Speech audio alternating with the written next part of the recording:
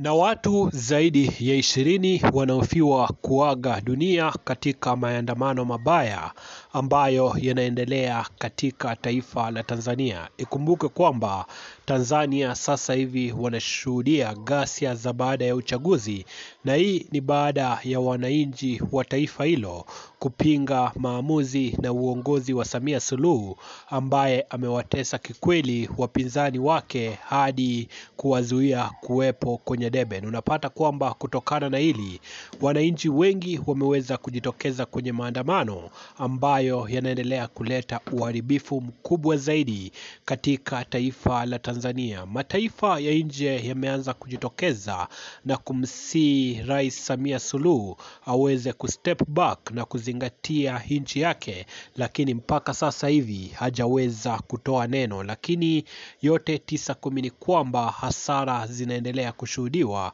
katika taifa la Tanzania kutokana na maandamano haya makubwa zaidi ambayo yanaendelea kushuhudiwa. Sisi kama Vic Dimpoz tunaendelea kufuatilia taarifa hizi moja kwa moja, na bila shaka ujio wote ibuka ambao unatokea kutoka taifa la Tanzania, updates zote utazipata.